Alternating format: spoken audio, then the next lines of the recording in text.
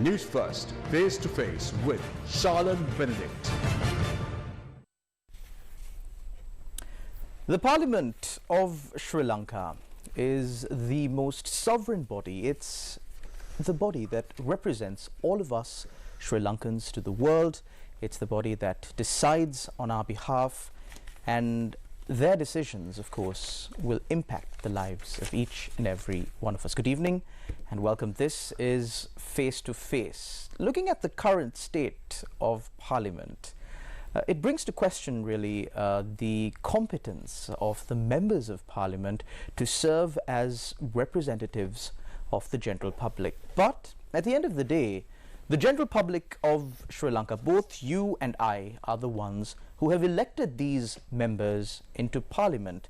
And whether or not we're satisfied with their conduct now is irrelevant, as the buck stops with us, because we're the people who put them there. To discuss these matters and much more, we've got with us today parliamentarian from the Samagijana Balavege, Mr. Eran Wickramaratne. A very good evening, Mr. Wickramaratne, and welcome to the show. Good evening. Thank you for inviting me. So, starting off, I think people are very, very concerned about these scuffles that are taking place in Parliament, this unparliamentary-like behavior. Parliament is talking about, you know, how Sri Lankans need more discipline. There were at times even legislation brought in Parliament to rehabilitate people who have gone astray, to discipline them, if you will. But when we look at the conduct of parliamentarians, this is nothing new, mind you, but in the middle of a crisis, what really is happening? Now, you as a person, you were in Parliament, you saw everything that happened. What's really happening here? Yeah, so it's appalling, to say the least, because when you're in public office, people expect very high standards from you. And therefore it's appalling. And Parliament is really a place where you debate on policy and you make laws. And so really Parliament should be all about talking, arguing, debating, analyzing and so forth. But it's a little bit like people know through their own experience that even maybe when you're in school or when you're in somewhere else in society, sometimes there are people who can't really meet your arguments. And then also some people who sometimes take everything very personally, and their way of responding becomes more like physical, going near a person and trying to show their physical power and things like that. And we've all had people like that in our lives, maybe in school or maybe in some other place. But it's very unfortunate that these kinds of people have also made their way into the Sri Lankan Parliament. So that behavior is deplorable, unacceptable. And in fact, I told the Speaker of the House that when it's getting a little bit like that, what the Speaker typically does is he sends a message saying, in the galleries there are students, up there, they have come to observe Parliament, for them to vacate. And in fact, I said yesterday to the Speaker in the House, I said that we shouldn't get students to vacate. We should keep the students where they are. You see, we are parents, and we have to behave well so that we bring up our children in that way. Here, I think it's good to keep the students, because that must become a check and balance as well. Parliament belongs not only to the representatives, it belongs to the public of this country. In fact, I encourage students to come. They must come, they must see, they must hear, they must get educated, they must get inspired by Parliament. But unfortunately, we're having some hiccups there. But at least, well, these students can learn something in the sense what not to be in the future, how not to act in public office or in any office for that matter, when they look at how some of these parliamentarians have been behaving. Yeah, because getting angry is not an excuse to really assault your wife.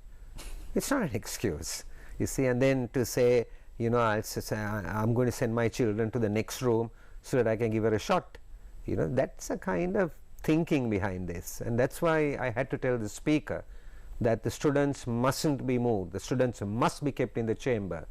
and the adults need to act like adults, you see. Now we have to go beyond that. When people break the rules, it's like at home, when children break the rules, parents have different ways of correcting them.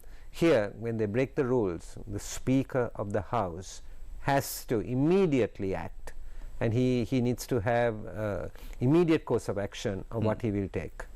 But Mr. Wickramaratne, now let's speak about this Supreme Court judgment. Much has been said about it. There are many of those, of course, who have been found to have violated the fundamental rights of the general public, say that they do not accept this judgment, is what they say. So let's leave the judgment aside for a second and look at everything that has transpired in our country. Public trust in their elected representatives. One of the best examples is the fact that I believe not too long ago there was one day in Parliament where all members of the opposition at the time, that was led by opposition leader, I believe at the time, Ranil Wickramaratne, banded around Ranil Wickramaratne, and he was leading them in chanting this slogan saying Kauda Hora, Mahinda Hora. And the same was done, of course, from the governing faction, where they all gathered around the Prime Minister at the time, or the President maybe even at the time, and said Kauda Hora, Ranil Hora. But now they seem to have changed their position on this matter. Now, the general public of Sri Lanka really have seen this before, the double standards of parliamentarians and how they show one face but really says something else and does something completely different. But it's come to a point where it's so blatantly obvious that anyone who overlooks this is nothing short of stupid. Yeah, so I think I draw a distinction here. Making accusations at each other is one level, and in politics you have that. It's unfortunate, but you have it. And you can accuse somebody of saying you did something wrong, or you're corrupt, or you've stolen or something, and sometimes you have the information, sometimes you might say it without actually having the evidence. So that is one level. So when somebody says Kauda Hora and they say Ranil Hora or Mahinda Hora or whatever, it is at that level, right? And I'm saying that you shouldn't be really even saying that and accusing people, because but at least you can interpret that as being political. But the difference here is that this is not a question of politicians saying something about each other. This is a situation where the Supreme Court of the country has given a verdict. And in modern political theory, democracy has to have the executive, it has to have the legislature, and it has to have the judiciary. And each of these have its own powers.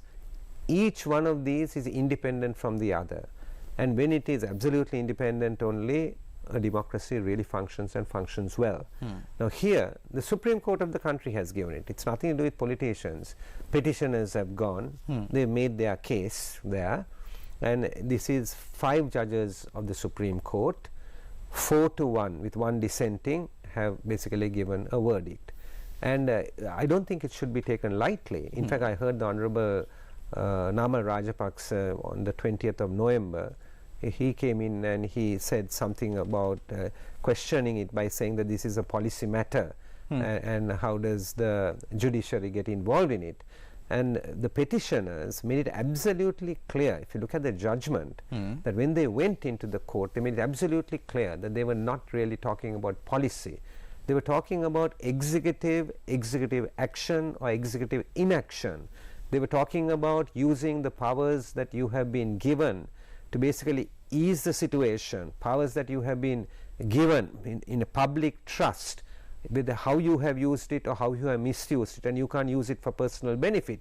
If you go into that verdict, it's a historical verdict. I would say one of the most important judgments given in this country under the 1978 Constitution is this judgment. Of course, there will be implications, and I think a lot more will unravel as we go forward. It's a clear warning and a message to people like myself, people who are representing the public, maybe in Parliament or in Cabinet. It's a warning to those who hold high office in government, even in the civil service, that trust has been placed. We can't breach it. So this was basically more social, political, and economic decision. So some idea that how can the court, speak about economics, it's absolute nonsense. The court is talking here about, how you have used your power. Because in the Constitution, in Article, I think 12.1, it says that everybody is equal before the law and has to receive equal protection. Then in another article, I think it's Article 24, it's talking about principles of directive policy, and that is safeguarding the rights and the social and economic rights of the public. It's specifically said in the Constitution. So the court has given a verdict in line with the Constitution, not with what I think about it or somebody else thinks about it, in line with the Constitution. So we can argue about it and bring legal arguments, but I think we need to respect the court. Mr. Wickramaratne, personally, how many of these individuals, of course, who come out and denounce this judgment, how many of them do you think have actually gone through this judgment, read it at least? I don't know, because it's a lot of pages. I can't remember, 280 pages. It's a very, very, very, very long judgment. So I won't expect a lot of people to read it. One is time.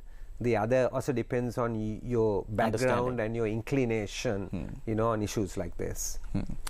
Mr. Wickramaratne, now moving forward, it's important, like you said, since this is a warning to those who hold high office, to act in the best interest of the general public, to be forthcoming, to be honest, to be transparent regarding decisions that they are taking on and for the people. So, speaking on transparency and this decision-making process, it doesn't seem to have gotten any better from where we were a few years ago when, during the run-up to this economic crisis. Let's take one of the most spoken of matters. Let's say, for example, the main slogan, at least of this government under Ranil Wickramaratne, is a developed nation by 2048. Now, to achieve this status of a developed nation, Sri Lanka would at least need about 6% of economic growth every year, starting from next year. We're still experiencing a negative growth. We're only experiencing, we're expecting at least, a positive growth somewhere around 2025, 2026. I stand to be corrected on that.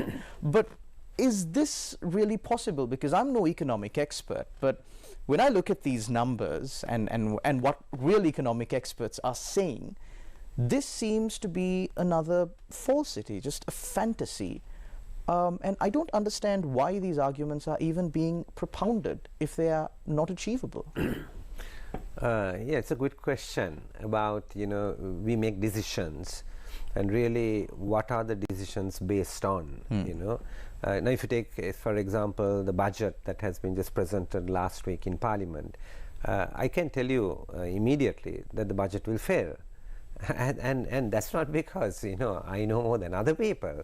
For the last 27 years or long period, right, the revenue targets that are presented in the budget have never been met. Okay, so it's nothing new in that sense. But the question is, what's the deviation? But if we work in a company, there are years we meet the revenue targets, there are years in which there are deviations, and there are explanations why those deviations occur. It may be sometimes a higher revenue, it may be a lower revenue than was actually budgeted. So the issue really is, the question people are now asking is, what's the analysis behind it? What are the assumptions behind it? What's the theory behind it? Now in my generation, and my generation is one generation older than you. One? Right? only one, right? In my generation, right, very few people actually went to university. If you think about, people over the age of 50, very few have gone to university. Very few have got a professional qualification. Right, and even a vocational qualification, very few. But if you look at the next generation, that's like, I have a son and a daughter as well. If you look at that generation, they are educated. Lots of them have gone, some to university, some into professional education, some into vocational education. And suddenly the questions are being asked. And the questions that are being asked is what you asked me now. what is the assumptions, what's the basis on which this is taken. So somebody goes campaigning and he says, I'm going to cut all the taxes, right? He's elected in November 2019. 1 week later, they have a cabinet meeting, and the media person comes out, makes an announcement that the taxes have all been cut. That led to the crisis, because that's where it started. Now, my question is, what is the analysis and the basis on which you actually cut those taxes? So you go around the country, right? And I must say this, the business community, I mean, obviously likes tax cuts, right? Everybody likes tax cuts. But the issue is nobody focused on the bigger picture. They didn't realize that in the long run it's going to hurt everybody. So really the responsibility of a finance minister and a finance ministry is to take care of the macro picture. That's what they should be doing. So there was no basis. Then one day suddenly there's an announcement, and the announcement comes that, we don't like chemical fertilizers. We want to be close to nature. Therefore, we need to have natural fertilizers. And then a decree is issued. From tomorrow, there will be no chemical fertilizers coming in. Now look at the objective. The objective may be good. In fact, we all might like the objective. I can't see anybody opposing the objective. But what is the analysis? What are the assumptions? Right? Chemical fertilizers have been used around the world. Right? Our food comes from that. Our food security is based on that. Right? And if we are going to make a decision like that, there has to be an analysis. There has to be a plan. Right? And there has to be a fallback position. Nothing. So I think your question is a valid one. And I would just conclude on that question in this way. The thing is, I also think in government, we don't sometimes have all the expertise that we require to do all the analysis. And that's true. I mean, if you ask how many economists are there, you see, even in the finance ministry, right? How many specialists are there actually in a lot of these places? If you take state-owned enterprises, right, one of the struggles, because I've been on COPE for years now, one of the struggles that lots of chairmen of companies come and tell COPE is that they can't find a senior finance person in the state-owned enterprise because nobody's attracted to it, the pay is so low, and there's no incentive to come. But we are still trying to run those enterprises without actually having the people. So whether it's directly government or it's a state-owned enterprise, there is a people's issue as well. And that also needs to be addressed, because without addressing that, you can't really address the issue of making decisions based on scientific evidence and scientific method. Now, all of these matters that you spoke of course, are changes that can be brought about by the political leadership.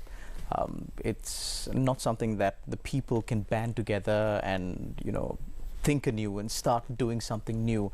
They need to band together and, of course, elect a group of people who can do these things.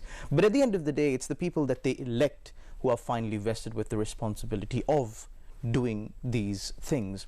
Now, speaking on the situation that the country is facing right now, we are trying to get ourselves out of an economic crisis.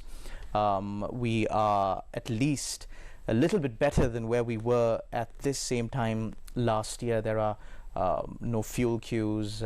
We have at least some amount of essentials that we absolutely need to survive.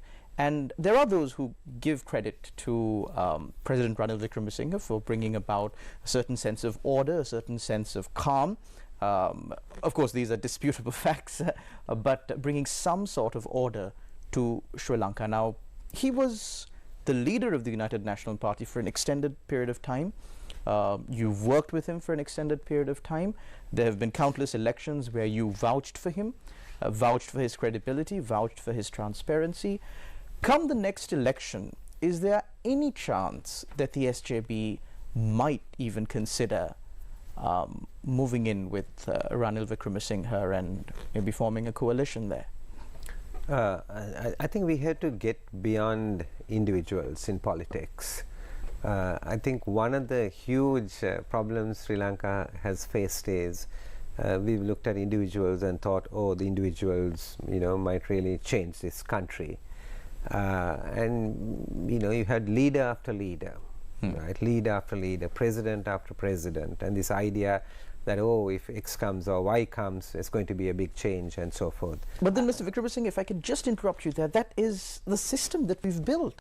It's an executive presidential system.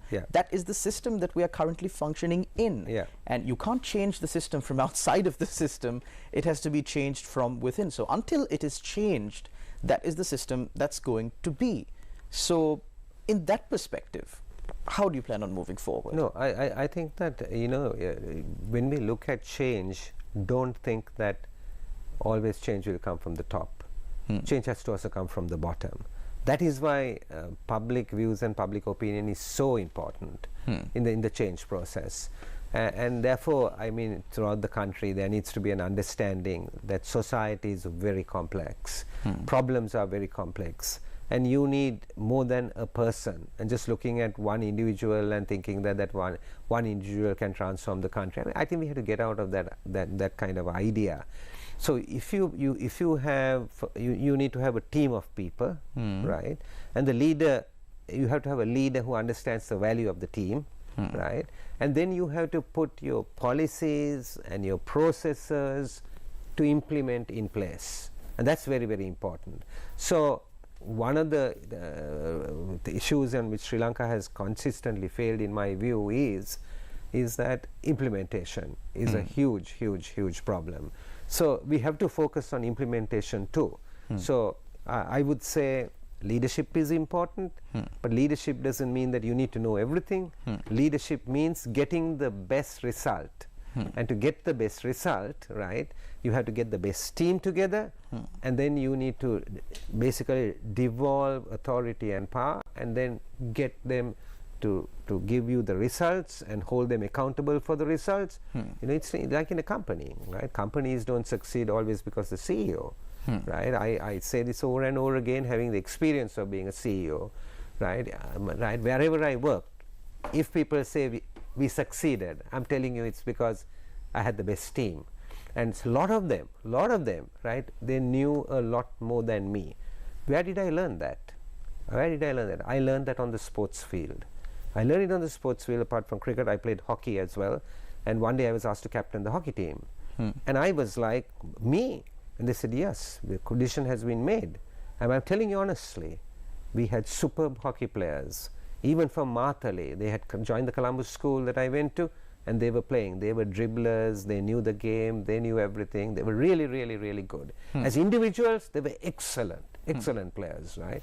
And I still recognize that, right? But then they asked me to be the captain of the team, and then later I realized, much later, when I left school and I was talking to the coaches and all, they said, no, players are important, the gifts are important, but leadership is about taking everybody with the ability, putting them together, moving towards an objective, and getting the end result.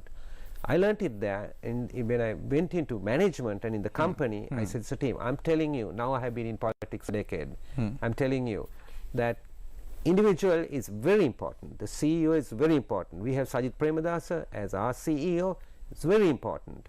But if we are going to actually translate vision actually into implementation, the team becomes very important. And when you look at the team, number one, look at integrity and character of the person. That goes without saying. Right? That's number one.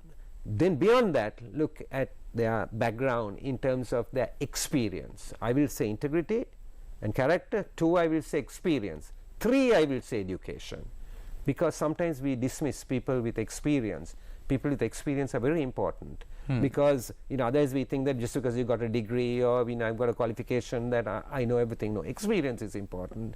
And then also education. So what I find is there are lots of political parties who are trying to put forward their message, often an individual speaking, and then it's like saying an individual can't run a company. He needs all the players in the company. Similarly, to run a country, you need all the players, right, to run the country. So you have to, there's no question. And I say, look at the other people, look at their teams, look at their backgrounds. So I really must say this, right? I see lots of politicians who have never ever done a job, never ever worked, we learned. Even as young people, went to the first job, right? I remember going into the first job, got late one day, got pulled up, right? Another day, right? I mean, the things you will never ever forget, right? Your goals are given, right? KPIs are there, with they're performing on. They'll give you a promotion or they don't give you a promotion in that year. You get disappointed, and then you are like, should I be here? Should I leave? And then you remain. You get a bonus, or you don't get it, others get it, and you're wondering why you didn't get it. Then you get once in a way the boss gives you a knock, and you learn a lot of things. So we can't assume. Now if you have never done that, and all you have done is stood on a road and held a board, or all you have done is got to a microphone and mastered the art of giving a speech, right? You're not going to be on the delivery side, I can tell you that. Implementation is going to fail. So I would say yes, integrity, character, experience, and education, all these are important. So you started by saying this today, right? When the public vote, they also have a responsibility to pick and choose. Mr. Wickramaratne, one thing, I based on what you were saying, I gather you were speaking a little bit, of course, about the JJB as well, since they have now come to the fore as a new force and are gaining public traction to a certain degree, something that they did not have for quite a long time. The argument, of course, on that side of the aisle is the fact that this team that you speak of, that the SJB has wielded power before on several occasions, albeit maybe a little bit less compared to the SLFP and the SLPP. However, they have been in power on certain occasions before. And one thing that we constantly see in Sri Lanka, even when President Maithripala Sirisena came into power, was that there was a huge force leading the president to come into power, and there was a brilliant team surrounding the president. But however, again, given this current system, the executive presidential system, once that individual comes into power, he curry favors the yes men. He does not listen to the professionals who know so much about and who would at times, even though it is unpopular, advise him to take the right unpopular decision. They don't listen. So what's the assurance that you can give that an SJB government would be any different? Yeah, what you said is not completely accurate. If you look at SJB and you look at our 51 members, right, in the party, only about 4 people have actually held cabinet position. Only. Others haven't held cabinet position. Even I have never held cabinet position, right? So, though but you were a state minister, I believe. State minister, yeah. So people tend to think of us like actually people who had the power to make the decisions and so forth. And also, we are having lots of new people, right? And they will also form a part of the team. But the difference is also this. The difference is also you need to get people who have had a mix of people. So you have people with some political experience, but you also need to get all the skills from outside, so because that experience is not necessary in the political circle, that they can come from outside. Now a good example of that is if you take Singapore, is a good example. They approach people and they tell people, right, we need you to come in for one term, 5 years. They come in for 5 years. They may be made a minister or a deputy minister and given it, and they have the right to go back into their profession and continue. Some who come in then might make the decision that they have made a career move, they're going to remain in politics. Otherwise, they can actually go back. I think we need to have a system, something like that, where people can actually move, not necessarily think that this is the only thing I'm going to be doing, that they could come. Because now what we have is a system where you come in at 18 years because your father or mother or somebody was in it, and then it's like a lifelong process, and if you are not there, then your wife comes in, or you get a child to come in, or whatever. We need to change that system, right? And so people can move in and move out. Now lots of people try to tell me that these ideas can't be done in Sri Lanka and so forth. I'm sure in Singapore they said that 50 years ago as well. I think you need leadership who can see that it can be done, and we need people out there who are listening to me, right? If we want to change the system, they have to come into the system. I will go one step further, and I will say we'll even bring a law if necessary, to give them the right to go back to where they have come from. It's like a secondment. You know, they come into the system, right? Because we need those skills, right? You take any cabinet in the last 20 years and you look at the skill sets there. Mr. Wickramaratne, I think one thing that we can all agree on is that Sri Lanka needs systemic change. Yeah. And although certain things may appear to have changed right now, nothing has really changed. And to bring that real change that the general public need and want, that Sri Lanka needs at this moment, it is the people of this country who need to make that decision first. Thank you very much, Mr. Eran Wickramaratne, for joining us on our program. Thank you very much to all our viewers out there for tuning in. Until we meet again, take care and God bless.